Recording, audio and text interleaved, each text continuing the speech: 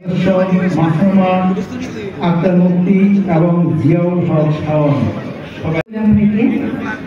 এখন পবিত্র কোরআন থেকে তেলাওয়াত করছেন ওলামা দল সাংগঠনিক সম্পাদক।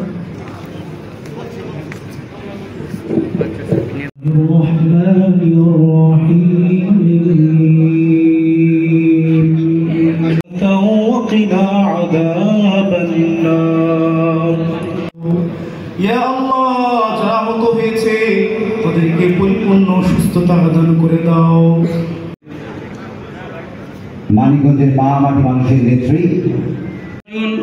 আমাদের অতি প্রিয় নেত্রী, আমাদের অভিভাবক জনাব আফরোজা খানম রীতা আপার নেতৃত্বে রুহুল কবির রিজভী, তার সম্পর্কে একটি লাইন আমি বলবো।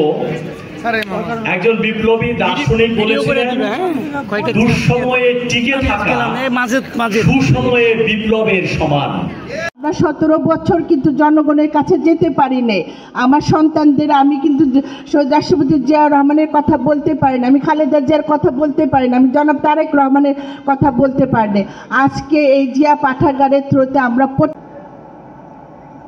এই 17 বছর আমরা এই দুঃসময়ের মধ্যে সবচেয়ে বেশি ক্ষতিগ্রস্ত করা হয়েছে এডুকেশন সেক্টরকে। নৈতিকতার শিক্ষা তো মানুষকে নৈতিকভাবে উন্নত করে, মানুষের চরিত্রকে অত্যন্ত শক্তিশালী করে, কিন্তু শেখ হাসিনা ওটাকে ধসিয়ে দিয়েছে। শুধু প্রশ্নপত্র ফাঁস।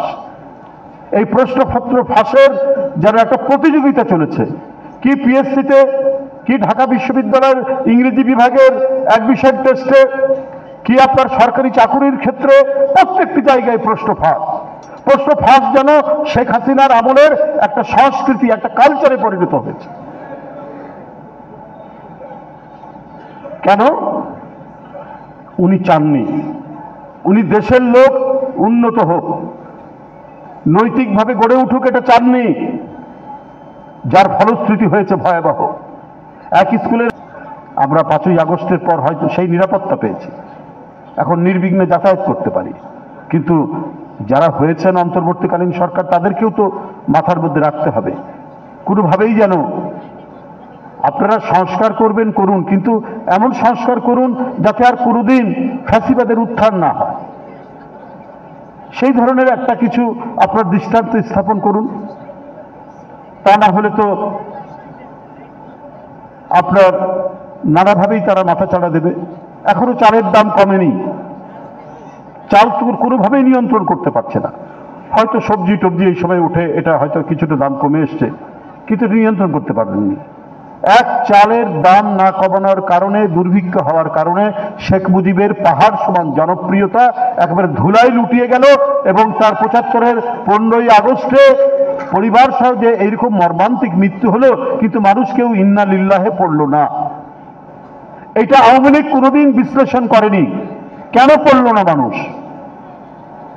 যে আমার বাবার রাজত্বে বাংলাদেশ ভালো মতো চলেনি। যদি দুর্ভিক্ষে মানুষ কলা গাছের পাতা, আম গাছের পাতা চিবিয়ে খায়, আর একই সময়ে 32 নম্বর ধানমন্ডিতে সোনার মুকুট পরে যদি ভাইয়ের বিয়ে হয়, এটা মানুষ ভালোভাবে নেবে না। এই বোধ শেখ হাসিনা আওয়ামী লীগের নেতাদের ছিল না। যদি থাকতো তাহলে আবার তারা দ্বিতীয় বাকশাল, দ্বিতীয় গণতন্ত্র হরণ এবং দ্বিতীয় তারা 2-0 বাকশাল করে গোটা দেশকে আরেকটি বন্দিশালায় পরিণত করতে পারত না। এই জন্য অন্তর্বর্তীকালীন সরকারকে বলি, আর যেন কোনো আয়না ঘর না হয়। আপনারা এখনো সেই ব্যবস্থা নেননি কেন? যে চালের দামও আপনাদেরকে কমাতে হবে। আপনি জুলাই ঘোষণার কথা বলবেন, আপনি অনেক সংস্কারের কথা বলবেন, কিন্তু মানুষের পেটে ক্ষুধা থাকবে, তখন ওরা ওই ঘোষণা কিছু শুনবে না, মানুষ এগুলো শুনবে না। আপনার এটাও কন্ট্রোল করতে হবে, বাজার নিয়ন্ত্রণ করতে হবে, সিন্ডিকেটবাজদেরকে ধরতে হবে, অপরাধীদেরকে ধরতে হবে, তাদেরকে আইনের আওতায় আনতে হবে, এবং সমাজের মধ্যে একটা স্বস্তি আনতে হবে, এবং মানুষ যাতে কমপক্ষে মোটা চাল, মোটা কাপড় পরে জীবন ধারণ করতে হবে, সেই নিশ্চয়তা দিতে হবে। এইটাই জিয়াউর রহমান নিশ্চিত করেছিলেন, এটাই শ্রেষ্ঠ অর্জন জিয়াউর রহমানের।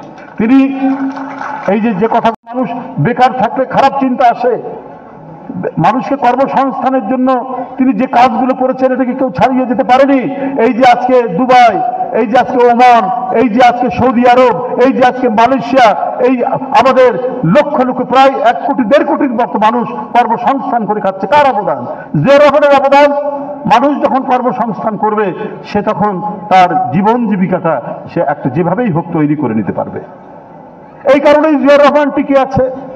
কিন্তু আমি বড় বড় কথা বললাম, ফানুস উড়ালাম, কিছুই করতে পারলাম না, তাতে কোনো কিছু লাভ হবে না। কয়েকটি বিষয় আমি বলতে চাই। যে যন্ত্রপাতি দিয়ে শেখ হাসিনা ফ্যাসিবাদ তৈরি করেছে, সেই যন্ত্রপাতি অর্থাৎ আপনার আইন শৃঙ্খলা বাহিনীকে সংস্কার করতে হবে, যাতে তারা যেই হোক না কেন তার উপর যেন কথায় কথায় গুলি না চালায়।